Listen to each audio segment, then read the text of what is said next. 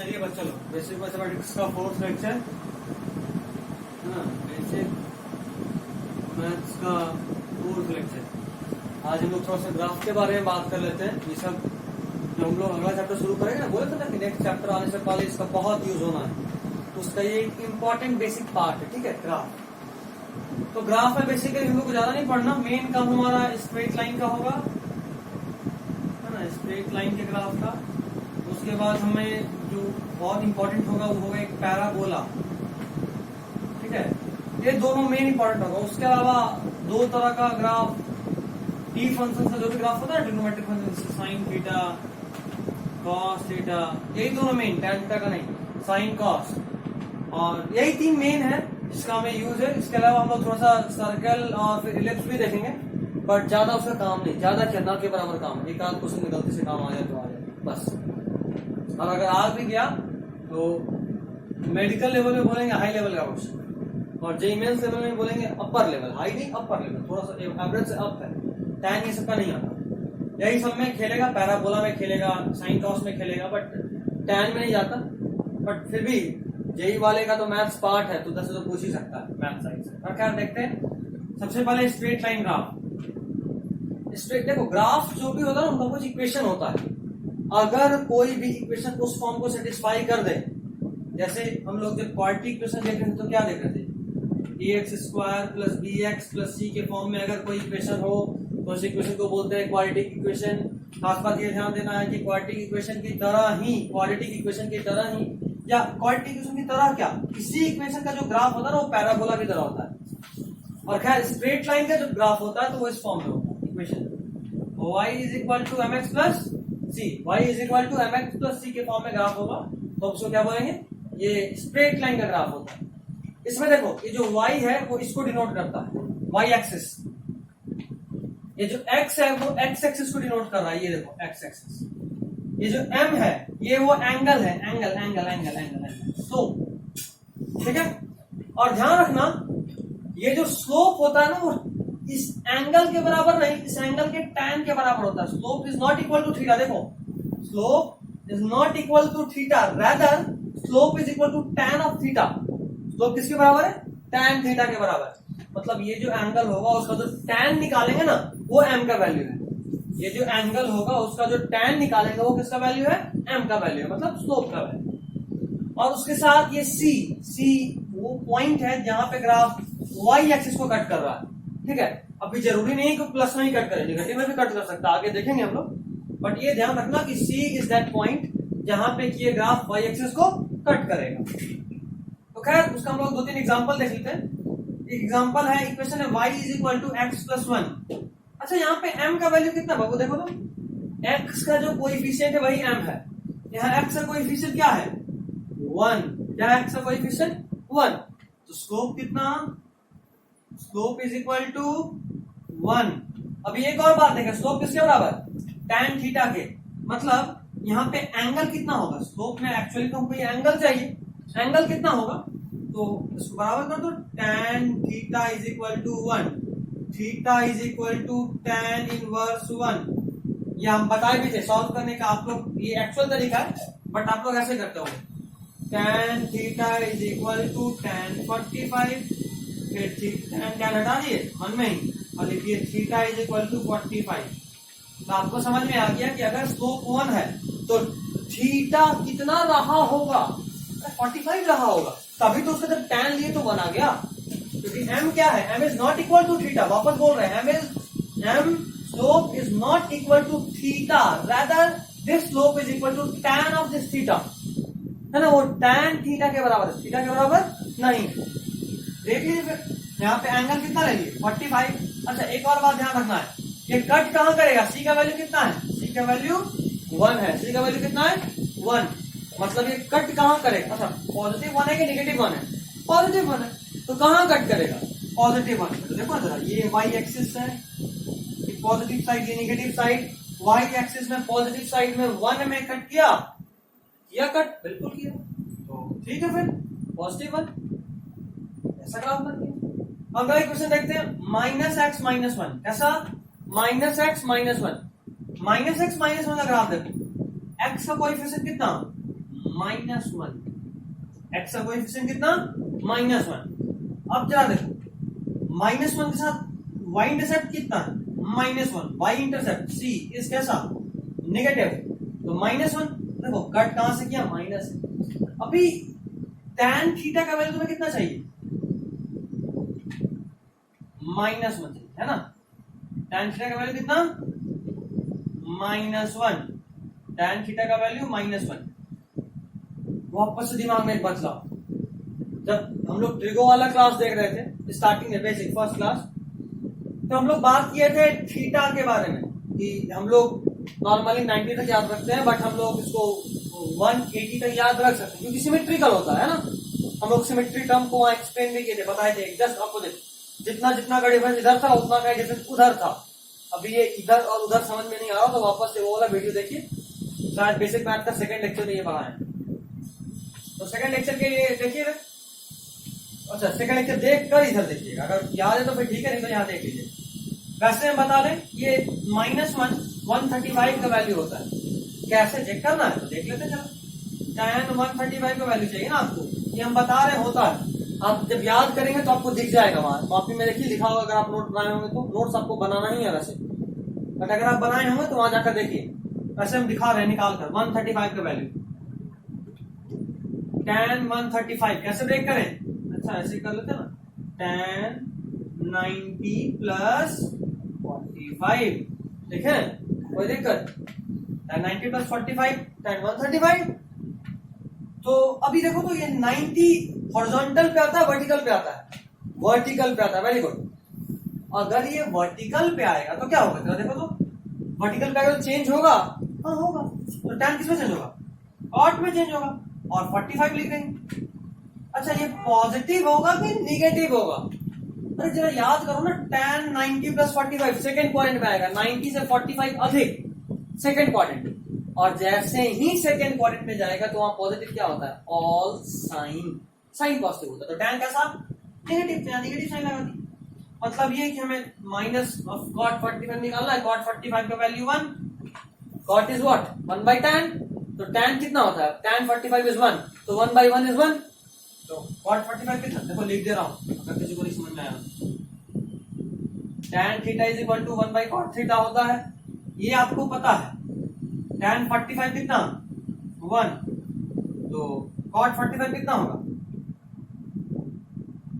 tan theta ऐसे करते हैं, tan 45 लिख देते हैं तब समझ में आएगा। अभी देखो इस cot इसको ऐसे लिख सकते हैं, cot 45, cot को इधर लेके आओ, 1 को इधर लेके आओ, क्या बचेगा 1 ही तो बचेगा, तो 1 और ये माइनस, तो माइनस आ गया -1 कितना पे 135 पे। तो देखो ऐसे भी सोचना ना, 135 अगर 90 से कम होता तो सब पॉजिटिव होता, फर्स्ट पॉइंट में सब पॉजिटिव होता ना, 90 से कम होता तो क्या होता सब पॉजिटिव, 90 से अधिक हुआ तभी निगेटिव का चांस दिख भी रहा है। 135 इज ऑब्ट्यूज एंगल, और tan ऑब्ट्यूज में क्या होता है निगेटिव, tan ऑब्ट्यूज में कैसा होता है निगेटिव, ऑब्ट्यूज मतलब 90 से अधिक और 180 से कम, तो ऑब्ट्यूज नेगेटिव हो गया। देखो tan नेगेटिव, 135 इज -1, ऐसा ग्राफ बन गया। अच्छा नीचे ही क्यों गया, यहाँ -1 क्यों नहीं, क्योंकि ये माइनस है ना, यहाँ माइनस है, c कैसा है प्लस सी नहीं माइनस सी, तो -1, तो देखो -1 तो नीचे ही आना y एक्सिस पे।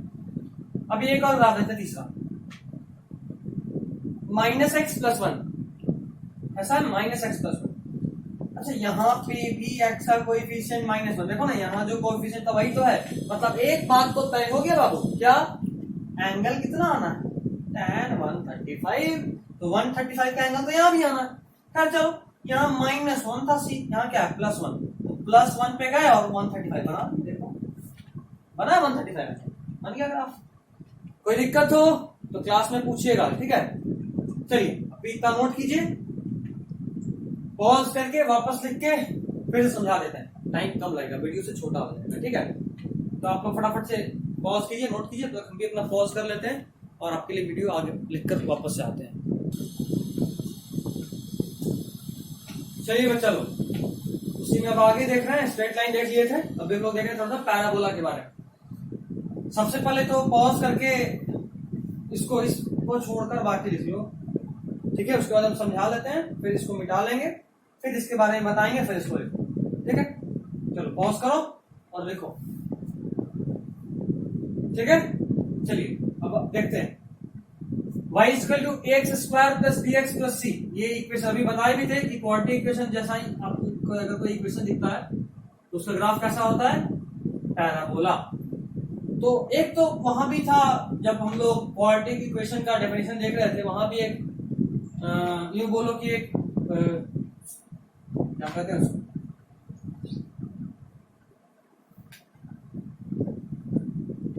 एक शर्त था, शर्त कि a जीरो नहीं होना चाहिए। अगर a जीरो हो गया तो फिर क्या होगा, ये पूरा टर्म ही जीरो हो जाएगा, और ये पूरा टर्म जीरो हुआ तो फिर धोखा हो जाएगा। क्यों, बचेगा क्या, bx प्लस सी जो कि स्ट्रेट लाइन का ग्राफ हो जाएगा। a जीरो नहीं होना चाहिए, बाकी कुछ जीरो हो सकता है।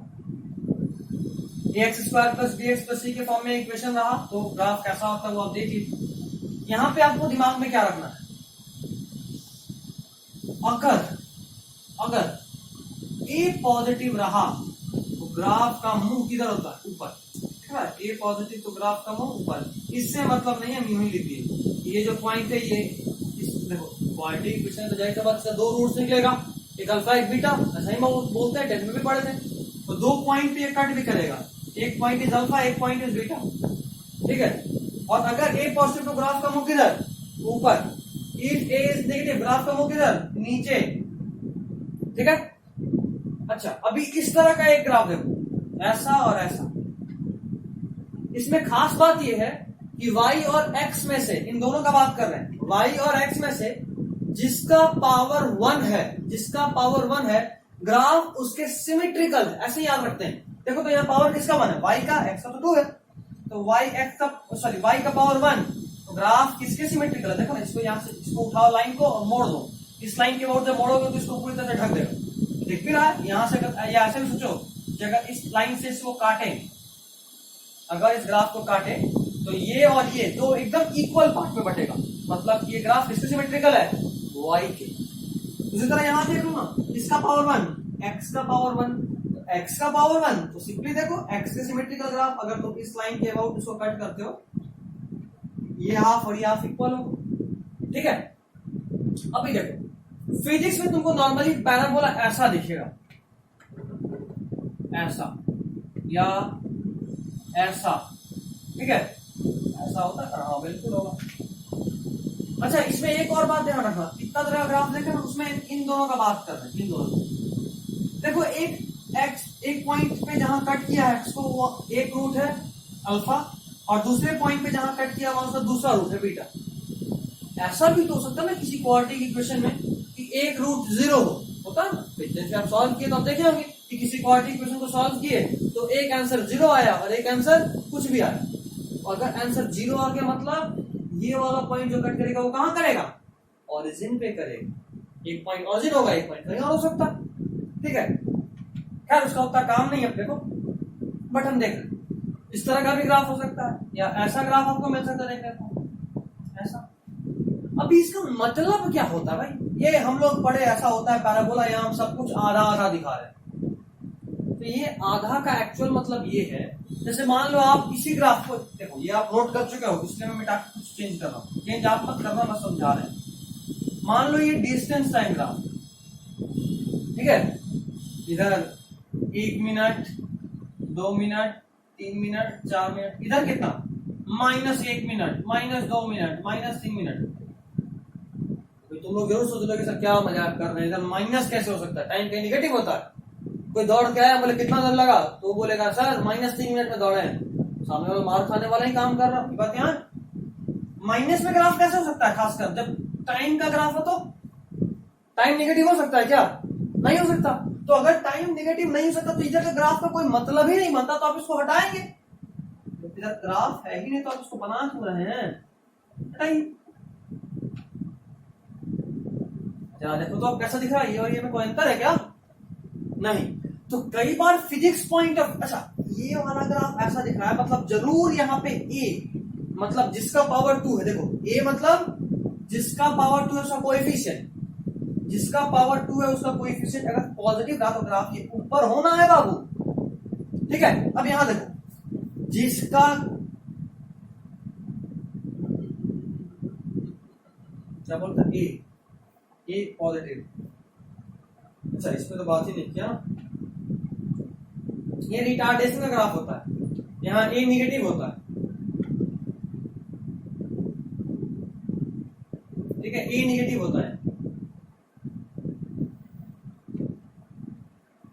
देखो इसी फॉर्म में, तो इसी को तो इस फॉर्म में कन्वर्ट कर सकते हैं। ये देखो इतना भूल जाओ, या इसको इस फॉर्म में नहीं कहेंगे, मतलब अभी बात समझा रहे हैं, छोड़ो ऐसे मत फंस जाओगे फिर आगे। अगर लिख लोगे ना तो फिर फंस जाओगे, इसलिए लिखो मत, बस समझो। देखो तो हम इसी में एक केस दिखाते हैं। अगर इसका एक रूट 0 हो जाए तो ग्राफ कैसा दिखेगा? ऐसा दिखेगा, ऐसा। इस तरफ टाइम है और इस तरफ डिस्टेंस है। ग्राफ टीएस का भी तो बना सकते हैं। अगर ऐसा किए तो ये वाला पार्ट का कोई मतलब है नहीं, ये वाले पार्ट का कोई मतलब है नहीं, इधर भी नेगेटिव टाइम हो जाएगा। अच्छा यहाँ देखो तो, यहाँ बोले 1 सेकेंड, 1 सेकेंड में बॉडी यहाँ भी है यहाँ भी, ऐसे दिख रहा है। 1 सेकेंड में बॉडी 2 जगह पे है, तो पॉसिबल है क्या पूरा ग्राफ? फिर ये भी पॉसिबल नहीं पूरा। क्यों? 1 सेकेंड में हम पूछे कि तुम दौड़ रहे थे, ठीक है, यहाँ से मान लो बोले कि आप सेंटर से मजार पे जा रहे हो, खोजमनी मजार पे। आप बोले ठीक है सर। हम बोले 2 सेकंड पे कहाँ पहुंचे थे आप? तो आप बोल रहे हो सर खोजमनी मजार पे भी थे और केनरा बैंक पे भी थे। पॉसिबल है? नहीं पॉसिबल है। अरे 1 सेकंड में एक टाइम पर एक ही जगह पे होगा ना, 2 सेकंड में एक साथ 2 जगह पे कैसे हो सकते हो? वो थोड़ा ना हो, एक टाइम पे 2 जगह पे कैसे हो सकते हो? ये देखो एक टाइम पे 2 जगह पे कैसे हो सकते हो? यहाँ भी दिख रहा है कि आप हैं, यहाँ भी दिख रहा है कि आप हैं, जो कि गलत है। तो ये ग्राफ ही ऐसा, देखो इस तरह का भी क्वेश्चन पूछता है, एक पॉइंट पे 2 जगह दिखा देगा, बोलेगा इस तरह से 4 जगह बना देगा। उसी का बताइए इनमें से कौन सा ग्राफ प्रैक्टिकली नहीं हो सकता? तो नहीं हो सकता ना, एक टाइम पे 2 जगह कैसे होगा? ठीक है, तो ये एक यहाँ पे फंसा। अच्छा इस केस में आओ, इस केस में आओ। अगर मान लो ऐसा equation v square minus u square is equal to 2as, ठीक है, आप ये पढ़ चुके हैं, पढ़े ना 9th में? कौन सा equation of motion? Third equation of motion. Very good. कब अप्लाई करते हैं? अगर हम क्लास लिए होंगे जरूर बताए होंगे, तभी अप्लाई करते जब एक्सेलरेशन कांस्टेंट हो, नहीं तो फिर बात करेंगे इसके बाद में। खैर हम बोल रहे हैं तो एक ऐसा बॉडी है ना जो रेस्ट से अपना मोशन स्टार्ट कर रहा है, रेस्ट से मोशन स्टार्ट कर रहा है, तो यू कितना 0 बचा क्या? जैसे बचा v square is equal to 2as, ऐसा बच गया। और हम तुमसे पूछे जरा बताओ v और s का ग्राफ, सॉरी हाँ v स्क्वायर और s का ग्राफ, ऐसा ही तो बनेगा बाबू। देखो तो यहाँ हो जाएगा v स्क्वायर, यहाँ हो जाएगा s। देखो इससे कंपेरेबल हो गया कि ये कांस्टेंट है, 2a भी कांस्टेंट है, क्योंकि हम भी बोले ये क्वेश्चन तभी लग सकता है जब एक्सेलरेशन कांस्टेंट हो। तो a भी कांस्टेंट 2 भी कांस्टेंट, दोनों कांस्टेंट हो गया। x s के बराबर, x के बराबर एक्चुअली ऐसे समझते हैं ना कि x एक्सिस पे कौन है, तो कौन x एक्सिस पे? s, दोनों एक साइड में चाहिए s। y एक्सिस पे कौन है? v। अब अगर ऐसा तुम कर रहे हो कि y एक्सिस पे 1 और x एक्सिस पे 1, तो तुम उसको ऐसे सॉल्व करोगे। देखो अब इसका हम बोले कि जरा हाँ ठीक है, हमको पॉजिटिव तरफ का डिस्क्रिप्शन बताओ। कोई बॉडी था, कोई बॉडी था, कोई बॉडी था, कोई बॉडी था ऑरिजिन से इधर गया 10 मीटर, ठीक है। अब आपको इसका वेलोसिटी टाइम ग्राफ बनाना है, तो 10 मीटर तो सीधा ही डिस्टेंस है, पॉजिटिव डिस्टेंस, तो सिर्फ पॉजिटिव में डिस्टेंस दिखेगा, ठीक है। हाँ और अगर मान लो ये बॉडी इधर चल रहा हो, इधर यहाँ गया लौट के फिर आ गया, यहाँ पहले गया फिर यहाँ रुका और फिर लौट के आ गया। बॉडी यहाँ से शुरू किया, इधर गया, यहाँ रुका और फिर लौट के आ गया। देखो स्टार्टिंग में डिस्टेंस इधर, वेलोसिटी अधिक बढ़ेगा, तो बढ़ेगा ही ना, और डिस्टेंस भी बढ़ेगा। उसके बाद क्या हुआ, जब सॉरी डिस्टेंस बढ़ेगा, डिस्टेंस तो फिक्स ही कर दिया, वेलोसिटी बढ़ेगा, हाँ बिल्कुल बढ़ेगा, एक्सेलरेशन कांस्टेंट वेलोसिटी बढ़ेगा। खैर अगर नहीं समझ में आ रहा कोई, जब काइनेमेटिक्स में आएंगे मतलब इसके बाद वाला चैप्टर, तो आप बहुत अच्छे से समझेंगे कि कैसे वेलोसिटी के बढ़ने से, सॉरी एक्सेलरेशन कांस्टेंट होने के बाद भी वेलोसिटी बढ़ रहा, अच्छे से समझेंगे। या अभी भी ऐसे तुम सोच सकते हो, अगर कभी गाड़ी चलाओगे तो सोचोगे तुम एक्सेलेरेटर घुमाए और घुमा के रोकी। Acceleration means rate of change of velocity, 1 second में आपको वेलोसिटी कितना चेंज हो रहा है। मान लो आप एक्सेलरेटर घुमा के 4 पे कर दिए कि हर सेकंड तुम्हारा वेलोसिटी 4 से चेंज होगा और एक्सेलरेट किए हो तो बढ़ेगा। तो मान लो हम एक्सेलरेशन फिक्स कर दिए 4, पहला सेकंड में मेरा स्पीड मान लो 0 था, अगले सेकंड में कितना होगा, 4 से बढ़ेगा 4 होगा। अभी भी एक्सेलेटर नहीं घुमा है, मतलब अभी भी ये 4 ही है, तो 4 है तो फिर से 4 का चेंज देगा।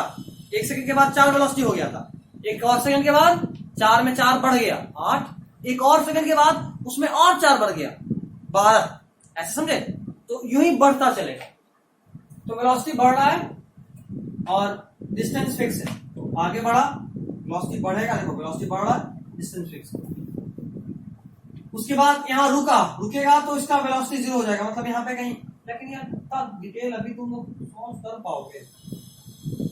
रुकेगा तो ये इस फॉर्म में नहीं आएगा, यहां से यहां तो जाएगा, क्योंकि वो इस इक्वेशन को सेटिस्फाई कर रहा है। तो जब तक बढ़ेगा तो इस फॉर्म में बढ़ेगा, फिर घटेगा, क्योंकि रुकना एक पॉसिबल नहीं। मान लो हम बोल दिए कि हम 100 मीटर पर सेकंड की स्पीड से दौड़ते दौड़ते स्पीड बढ़ा के कर लिए, अभी हमको कोई बोलते 1 सेकंड में 0 हो जाओ, पॉसिबल नहीं है। 100 से धीरे धीरे स्पीड घटेगा, 100 से 99 होगा, 98 होगा, 97 होगा, 96 होगा।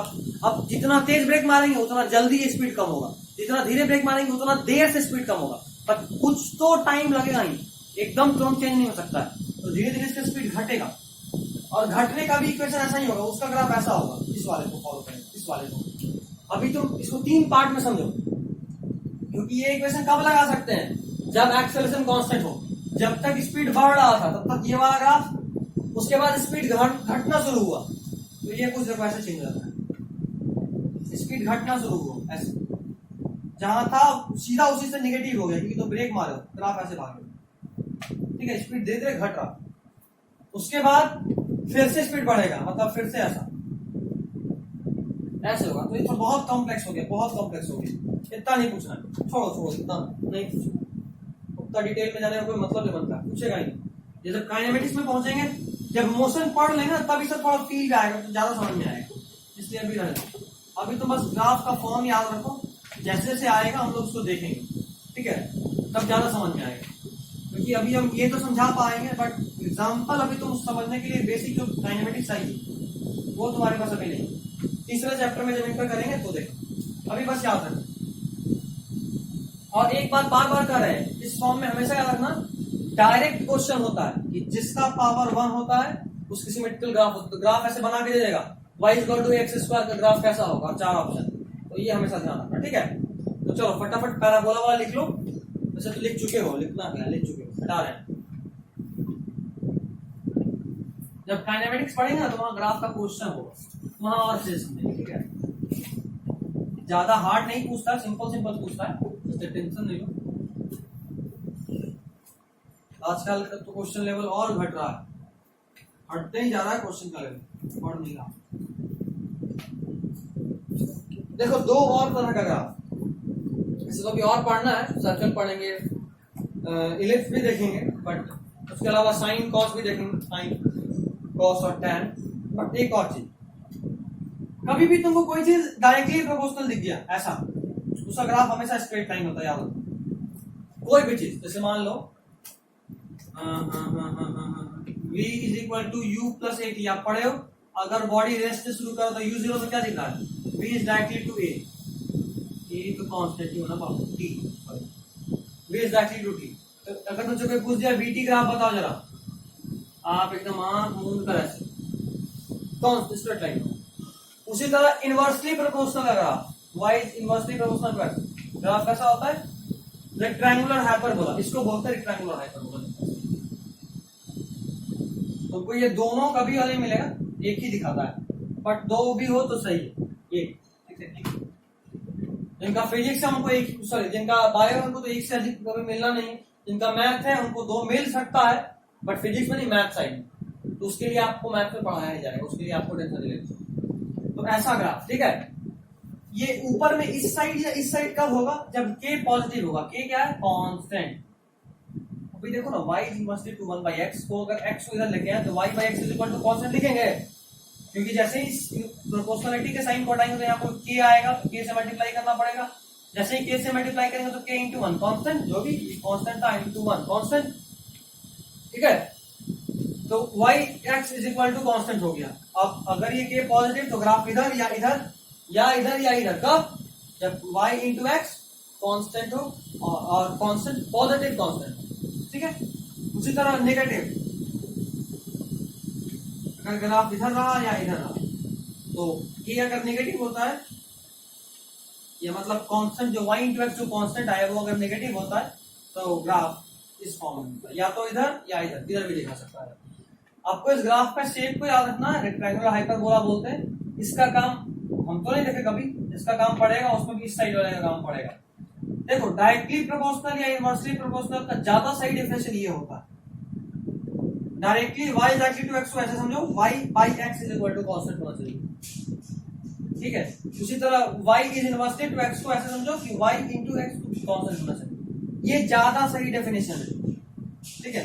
हम इसके डेप्थ में नहीं जाना चाहते, काम नहीं है, बट ये ऐसे भी तुम सुन लो इस बात को कि कोई चाहे तो इस वाले डेफिनेशन को गलत साबित कर सकता है, ये एकदम सही डेफिनेशन, तो इस पे ज्यादा ध्यान दो। y ये सेम ही है, y इक्वल टू x, तो y by x is equal to 1 और इज कांस्टेंट, ऐसे याद रखो, ठीक है, सेम चीज है। और दिस इज ग्राफ, देखता हूं जरा टाइम कितना हुआ, 49 मिनट से लेकर तो करना नहीं है, 26, चलो कोई नहीं, तो 46 हो ही चुका है। एक काम करते हैं, मिटाने के बजाय हम लोग ब्रेक लेकर वापस जब आएंगे अगले लेक्चर में, तो हम लोग देखेंगे सर्कल का ग्राफ और एलिप्स का ग्राफ। ऐसे तो वो भी 3 मिनट में हो जाएगा, कोशिश करते हो गया तो ठीक है, ऐसे तो बहुत सिंपल ही, बट अभी पहले हम लोग जो ज्यादा इंपॉर्टेंट है साइन कॉस का ग्राफ देखते हैं। साइन एक्स का ग्राफ है, साइन थीटा का ग्राफ। देखो साइन का ग्राफ ऐसा होगा, हमेशा ही शुरू किधर से होगा, 0 से, ऐसे घूमेगा, ठीक है। जैसे साउंड वेव याद है ना, साउंड वेव वैसे ही घूमता था। ये होता है पाई, पाई मीन पाई रेडियन में बात करना, एंगल, देखो एंगल है, एक्स एंगल, ये एक्स, ये साइन एक्स के साथ अगर बनाए साइन का ग्राफ तो ऐसा बनना, तो पाई 2 पाई 3 पाई इसी तरह बढ़ता चला जाएगा। बीच में क्या होगा, पाई बाई 2, पाई रेडियन कितने के बराबर बात किए थे, पाई रेडियन कितने के बराबर 180 डिग्री, पाई कितने के बराबर 180 डिग्री बाई रेडियन, क्या बुड़बकी बनोगे, बता चुके हैं अच्छे से। पाई का वैल्यू या तो 22/7 लोगे या 3.14 लोगे, गलती से भी सिर्फ पाई देखिए 180 की है तो डूबोगे। Pi is not equal to 180, pi radian is equal to 180 degree, ठीक है, इस तरह से। तो ये पाई 3 पाई बाई 2, 5 पाई बाई 2, बीच में 90 रेडियन में है तो 90, पाई बाई 2 90, 180, 270, 360, इस तरह से करके बढ़ता चला जाएगा। अच्छा, इसको पीछे भी आ सकते हैं, ऐसा कोई जरूरी नहीं कि आगे ही होता है, नेगेटिव में भी होता है। साइन माइनस थीटा नहीं होता क्या, बिल्कुल होता है। इधर कितना, ये वापस से पाई माइनस में 2 पाई, माइनस में 3 पाई, सेम वही बात, माइनस में 3 पाई बाई 2, माइनस में 5 पाई बाई 2, ये भी माइनस में, एक सेकेंड, पाई बाई, ओ हो वही है, गड़बड़ हो गया। दिस इज पाई बाई 2 ना बाबू, minus, this is 3 pi by 2, this is 5 pi by 2 minus, ठीक है। साइन का कॉस का ग्राफ ध्यान देना बाबू, कॉस का ग्राफ यहां से शुरू होता है, ये 0 है, ये 90, ये मैक्सिमम, ये 90 से शुरू होता है, यहीं से शुरू ही होता है। एक्स इस तरफ वाई एक्चुअली यहाँ कॉस के बराबर है, वहां वाई साइन के बराबर था, बराबर ही और अच्छे से कहें तो साइन का ग्राफ था, यहाँ कॉस का ग्राफ। ये देखो यहाँ पे 180 पे कटा है ना, यहाँ 90 पे कटता है, मतलब पाई बाई 2, 3 पाई बाई 2,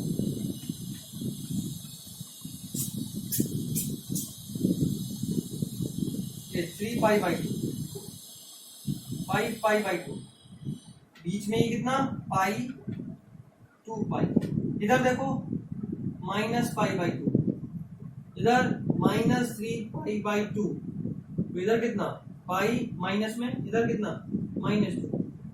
तो दिमाग में बस इतना रखना कि साइन का ग्राफ होगा 0 से शुरू होगा, पाई पे कटेगा, और पाई से डबल कर दो 2 पाई पे फिर कटेगा, फिर डबल कर दो 3 पाई पे कटेगा, और ये देखो पाई बाई 2 प्लस पाई, मतलब ये 90 ये 90, है ना, सब में पाई बाई टू ऐड हो रहा है, ये पाई बाई टू, ये भी pi by two, pi by two, pi by two, pi, फिर यहाँ पे pi by two, 3 pi by two, 4 pi by two is 2, 5 pi by two, 6 pi by two is 3, ऐसे देखना है, ठीक है। यहाँ पे देखो पाई बाई टू, यहाँ 5 पे कटा है, यहाँ पाई बाई टू पे कटेगा, पाई बाई टू, फिर से 3 पाई बाई टू, फिर से 5 पाई बाई टू, देख रहे हो बीच में पाई का डिफरेंस, कोई भी चीज ऐसे ही चलता है। देखो पेंडुलम ऑफ परफॉर्मेंस तो डिटेल में पढ़ेंगे, जब एसएचएम पढ़ेंगे तो। एक बार इधर गया, मोशन शुरू कैसे होता है, यहाँ मीन पोजीशन से, एक बार एक्सट्रीम पे गया, एक्सट्रीम, देखो जीरो से शुरू किया था एक्सट्रीम पे गया, देखो जीरो से शुरू किया था एक्सट्रीम पे गया, है ना, फिर लौट के आया दूसरे एक्सट्रीम, एक्सट्रीम लौट के आया दूसरे एक्सट्रीम, और फिर लौट के आ गया मीन पोजीशन, इसको बोलते हैं वन ऑसिलेशन। तो यहां से शुरू किया पहला एक्सट्रीम, दूसरा एक्सट्रीम, मीन पोजीशन, यहां से शुरू किया पहला एक्सट्रीम, दूसरा एक्सट्रीम, मीन पोजीशन, यहां से शुरू किया पहला एक्सट्रीम, दूसरा एक्सट्रीम, मीन पोजीशन, ये पूरा इज वन ऑसिलेशन, इसके बराबर है बाबू, इसके बराबर, ठीक है। इधर देखो वही बात, यहाँ कॉस है, कॉस अगर एक्सट्रीम से शुरू होता तो बोलते, मतलब यहाँ तुम यहाँ से शुरू कराए थे, अगर कोई ज्यादा तेज बन गया, बोला हम यहाँ को ऐसे पेंडुलम था तो खींच के यहाँ पहुंचा दिया फिर छोड़े, तो एक्सट्रीम से छोड़े ही है, एक्सट्रीम से छोड़े ही है। एक बार मीन पे गया, मीन पे गया, फिर दूसरे एक्सट्रीम पे गया, फिर मीन पे, फिर दूसरे एक्सट्रीम पे, ये हुआ वन ऑसिलेशन। देखो 4 बार है, 1 2 3 4, इसको आधा मानो, 1 2 3 4, यहाँ पे देखो एक्सट्रीम जहां था वहीं पहुंचना है, एक्सट्रीम से शुरू किया दूसरे एक्सट्रीम तक, फिर वापस लौट के आ गया, एक्सट्रीम से शुरू किया, देखो एक्सट्रीम है तो शुरू किया दूसरे एक्सट्रीम तक और फिर लौट कर आ गए, देखो ये दिस इज वन ऑसिलेशन।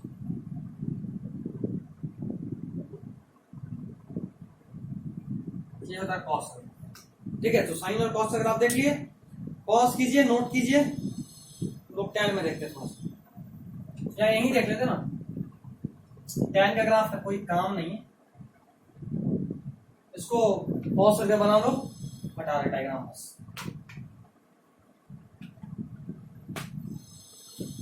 ये देखो टैन का, टैन एक्स या टैन थीटा जो भी बोलो, ग्राफ कुछ ऐसा होता है,